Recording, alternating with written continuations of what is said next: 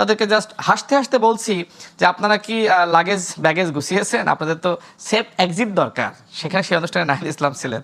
তো আমাকে সরকারের গুরুত্বপূর্ণ সেই ব্যক্তিরা বলছে, এমনকি উপদেষ্টারাও, যে আমার কাছে মনে হয়, তারা বলছে আমাদের কাছে মনে হয় যারা এই কথা বলছে তাদের সবার আগে সেফ এক্সিট দরকার। মানে বিষয়টা আসলে বোঝেন। জনাব রাশেদ খান, আমি আপনার কাছে একটু জানতে চাইবো, কিন্তু এনসিপি বলছে শাপলা ছাড়া তারা নিবন্ধন নিবে না। হ্যাঁ, তাহলে কি এই শঙ্কাটা নির্বাচন কমিশনকে কোনো চাপে ফেলতে পারে? ধন্যবাদ সবাইকে, শুভেচ্ছা। ভাই চমৎকার বলেছেন। আমার মনে হয় যে যেহেতু এনসিপিকে নিয়ে এখানে আপনি প্রশ্ন করছেন, তাদের একজন থাকলে ভালো হতো। তারপরে আমরা অবজারভার হিসেবে আমরা মতামত দিতে পারি। দেখেন, কয়েকটি কারণে আসলে এনসিপিকে নির্বাচন কমিশন শাপলা দিতে পারছে না, বা নির্বাচন কমিশন নিবন্ধনের যে তালিকা তৈরি করলো সেখানে শাপলাকে অন্তর্ভুক্ত করতে পারেনি।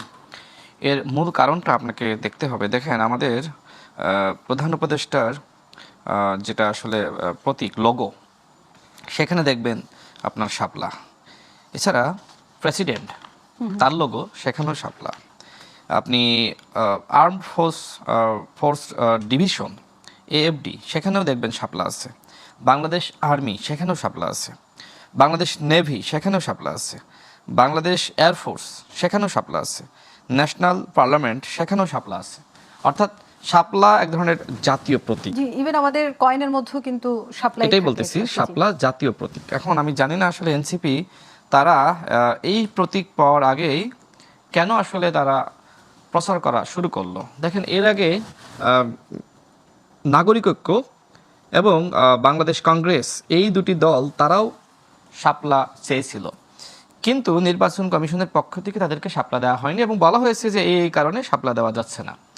এবং ঠিক একই কথাগুলো এনসিপিকেও বলেছে, কিন্তু তারা আসলে গণ অভ্যুত্থানের শক্তি হিসেবে তারা নিজেদের শক্তি প্রদর্শন করতে চায় যে আমাদেরকে এটা দিতেই হবে।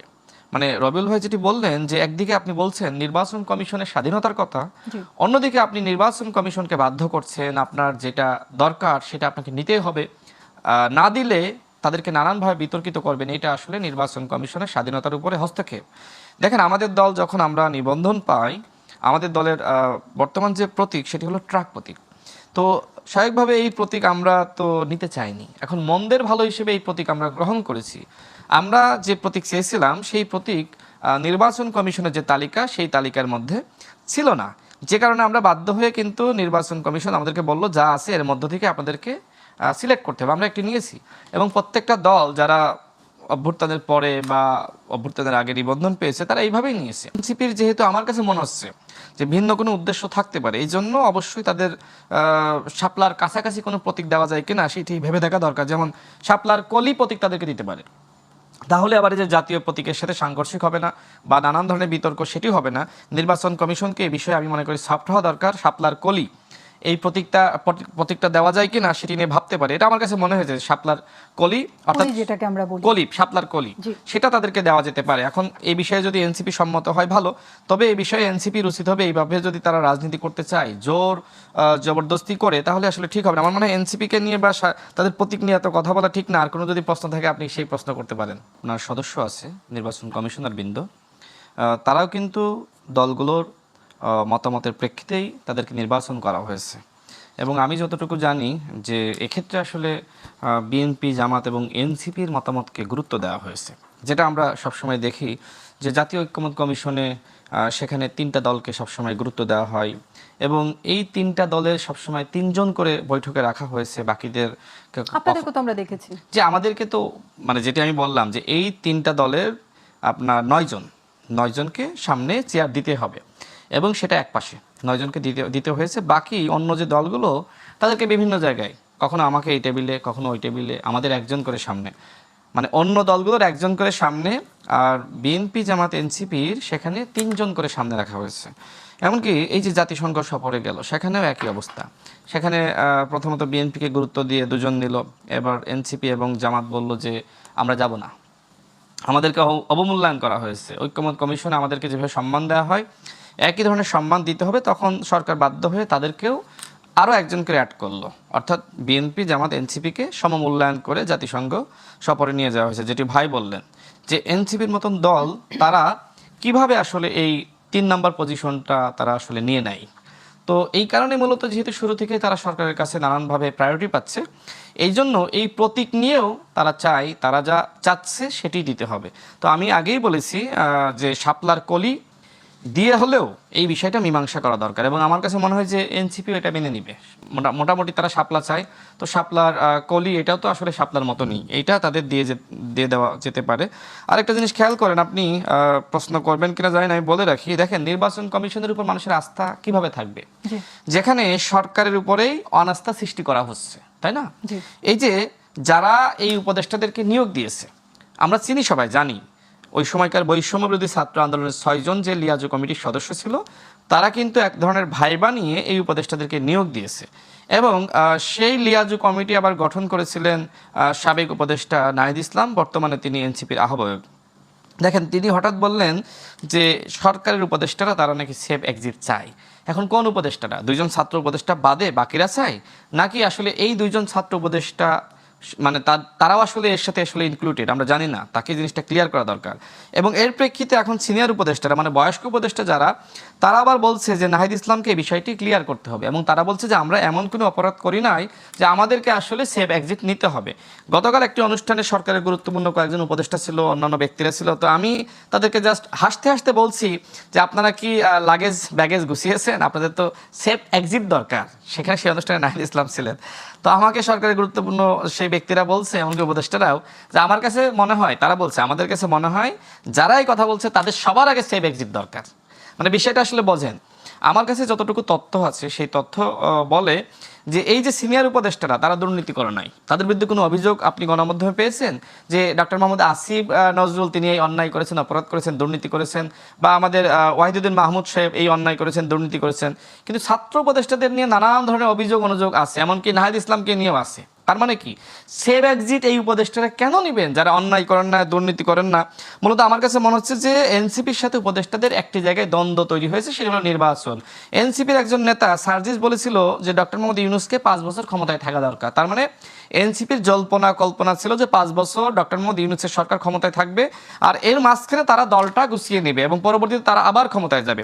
কিন্তু ওই জায়গাটা আসলে তাদের সাথে মানে কোনো ধরনের সমঝোতা হয়নি। যেহেতু নির্বাচনের দিকে সরকার গিয়েছে এবং এই নির্বাচন কমিশনের পক্ষ থেকে রোডম্যাপ ঘোষণা করা হয়েছে, এই নির্বাচনকে কেন্দ্র করে এনসিপির সাথে এক ধরনের আপনার বিরোধ তৈরি হয়েছে, অর্থাৎ তাদের সাথে মেলে নাই।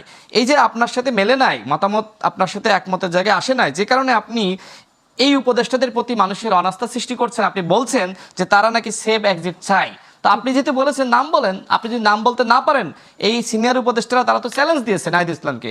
এখন নাহিদ ইসলাম গণ অভ্যুত্থানের মুখপাত্র, তিনি যদি এই চ্যালেঞ্জ গ্রহণ করতে না পারেন, তাহলে এই অল্প বয়সে তো তিনি মানুষের কাছে বিতর্কিত হয়ে যাচ্ছেন যে তিনি অন্যান্য তথাকথিত রাজনীতিবিদদের মতনই কথা বলেন।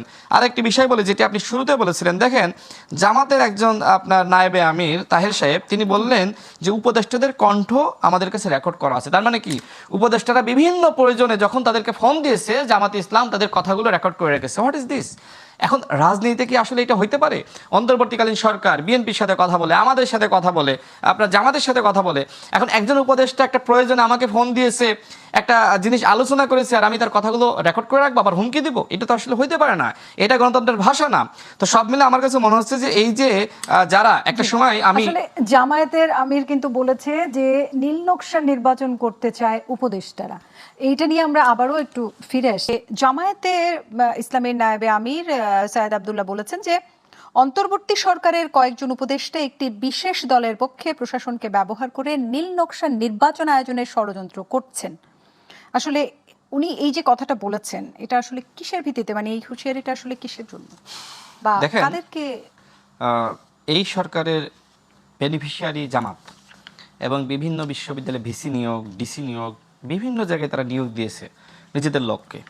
এখন যতক্ষণ না পর্যন্ত নিয়োগটা শেষ হয়েছে, তারা সরকারের পক্ষে ছিল। আমি একদম শুরু থেকেই মোটামুটি সরকারের গঠনমূলক সমালোচনা করি, অর্থাৎ তারা যে ভুলগুলো করে সেই ভুলগুলো যাতে তারা শুধরে নেয়, এই জন্য সমালোচনা করি। কিন্তু আমরা কখনোই চাইনি যে এই সরকার ব্যর্থ হোক, কারণ এই সরকার যদি ব্যর্থ হয় তাহলে আরেকটি ১/১১ অবশ্যই তৈরি হবে, এবং এটা অস্বীকার করার কিছু নাই। যে কারণে আমরা সবসময় চেয়েছি যে সরকার তার ভুলগুলো শুধরে নিয়ে সঠিক পথে তারা রাষ্ট্র সংস্কার, বিচার এবং সুষ্ঠু নির্বাচন জাতিকে উপহার দিক। জি। তখন যেটি হতো, এনসিপি এবং জামাত ইসলামের বা শিবিরের নেতাকর্মীরা আমাদের সমালোচনা করত যে আমরা কেন সরকারের সমালোচনা করতেছি। কিন্তু আমরা এই মুহূর্তে লক্ষ্য করছি যে আমরা তো সরকারের সমালোচনা ওই সময় করতাম, এখনো করি, কিন্তু আমরা এটি চাই না যে এই সরকার ব্যর্থ হয়ে যাক, এই সরকার ব্যর্থ হয়ে আরেকটি ১/১১ সৃষ্টি হোক বা আরেকটি ফখরুদ্দিন মনিরুদ্দিনের সরকার তৈরি হোক।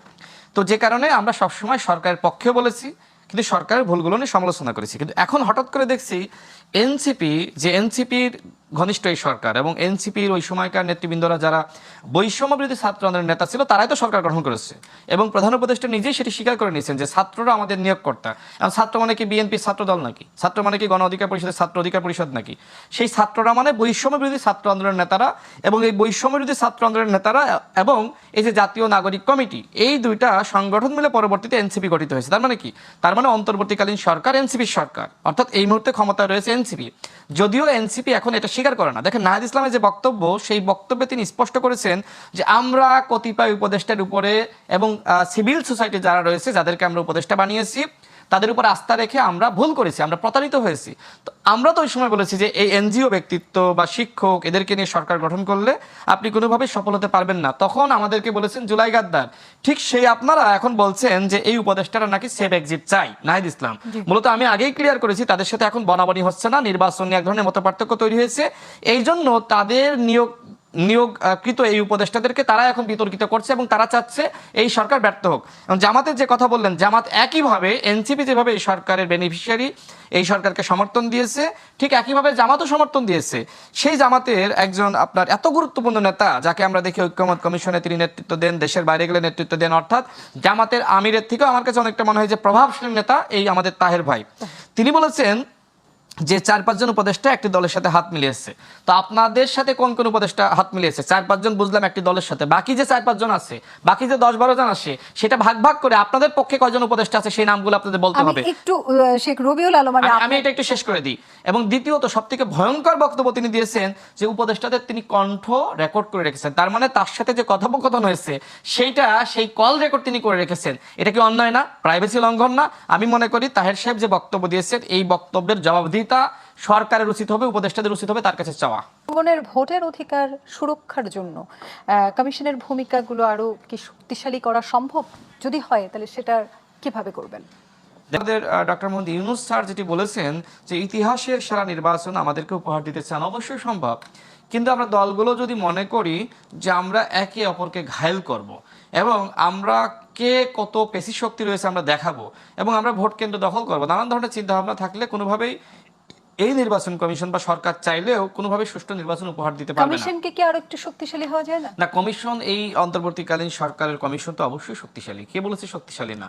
তারা তো আমার কাছে মনে হয়েছে যারা দায়িত্বপ্রাপ্ত তারা নিরপেক্ষভাবে কাজ করতে চায়, তাদের সেই সদিচ্ছা রয়েছে। চ্যালেঞ্জ ফেস করবেন তখন কি তারা আরো শক্তিশালী হতে পারেন? আমি সেই চ্যালেঞ্জ তো তাকে ফেস করতেই হবে। অভ্যুত্থানের পরে সরকারকে চ্যালেঞ্জ ফেস করতে হচ্ছে না, দলগুলোকে চ্যালেঞ্জ ফেস করতে হচ্ছে না?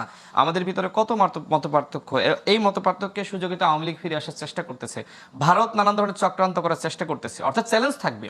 কিন্তু আমরা সবাই যদি ঐক্যবদ্ধ থাকি, এবং ঐক্যবদ্ধ শুধুমাত্র নির্বাচন কমিশন থাকলে হবে না, তার সাথে সরকারকে ঐক্যবদ্ধ থাকতে হবে, দলগুলোকে সহযোগিতা করতে হবে। অর্থাৎ এই নির্বাচনটা আমাদের সবার নির্বাচন মনে করতে হবে। আমাকে মনে করতে হবে গণ অধিকার পরিষদ হিসেবে যে আমি নির্বাচন কমিশনের পার্ট, এই নির্বাচন কমিশন সেরা নির্বাচন জাতিকে উপহার দিতে চাই, এই নির্বাচন কমিশনকে অবশ্যই আমাকে সহযোগিতা করতে হবে। দেখেন, কিন্তু সমস্যাটা হয়েছে যে গণ অভ্যুত্থানের পরে আমরা আসলে খেয়ে হারিয়ে ফেলেছি।